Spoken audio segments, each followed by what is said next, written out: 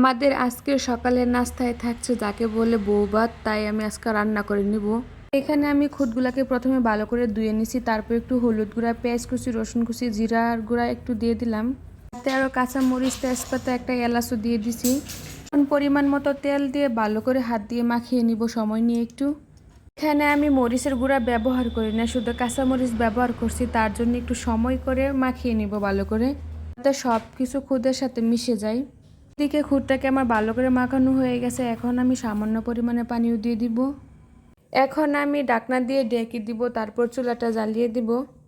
বউ ভাতে অনেকজনে হলুদ দেয়, অনেকজনে দেয় না। আমার কাছে হলুদ দিলে দেখতে সুন্দর লাগে, খাইতে কিন্তু দুনোভাবেই মজা লাগে। আমি এখানে দেখার সৌন্দর্যের জন্য হলুদ ব্যবহার করছি। পোলাও পাতা দেওয়ার জন্য একটা পোলাও পাতা নিতে আসলাম, সাথে কিছু ধনিয়ার পাতাও তুলে নিব। ধনিয়ার পাতা দিয়ে মরিচ ভর্তা বানাবো, তো তাই কিছু পরিমাণ পাতাও তুলে নিব। এরকম ছোটোখাটো গাছ যদি বাসায় থাকে, প্রয়োজনের সময় তোলা যায়, তখন কিন্তু ভালোই লাগে। আর ভিডিওটি যদি আপনাদের কাছে ভালো লাগে, অবশ্যই লাইক কমেন্ট করবেন, ফলো দিয়ে পেজের পাশেই থাকবেন। এখানে সব গাছ থেকে আমার পোলাও পাতার গাছটা সবচেয়ে বেশি সুন্দর লাগে। আমি খুদে পোলাও পাতাগুলো দিয়ে দিলাম। পোলাও পাতা দেওয়াতে একটা পোলাও পোলাও ঘ্রাণ আসে, খাইতে আরও অনেক মজা লাগে। যাই হোক, এইদিকে আমার পানির পরিমাণটা একদম শুকিয়ে যাচ্ছে। এখন আমি চুলার আঁচটাকে কমিয়ে ভালো করে নাড়াচাড়া করে নিব।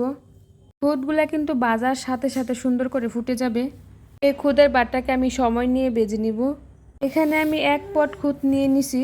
খুদটা যেহেতু কড়াইতে লেগে যাচ্ছে, তার জন্য আমি ফ্রাই প্যানে ট্রান্সফার করে নিলাম। দেখেন তো খুদটা কেমন একটু পুরা পুরা টাইপের হয়েছে, এমন করে আমি ভেজে নিব। এরকম করে আমি খুদগুলাকে ভেজে নিব। তারপর আমি একটু সামান্য পরিমাণে মরিচ ভর্তা বানিয়ে নিব।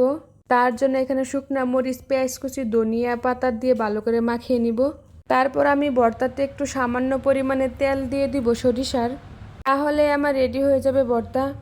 কারা কারা এইভাবে মরিচের ভর্তা দিয়ে খুদ ভাত খান, অবশ্যই কমেন্টে বলে যাবেন।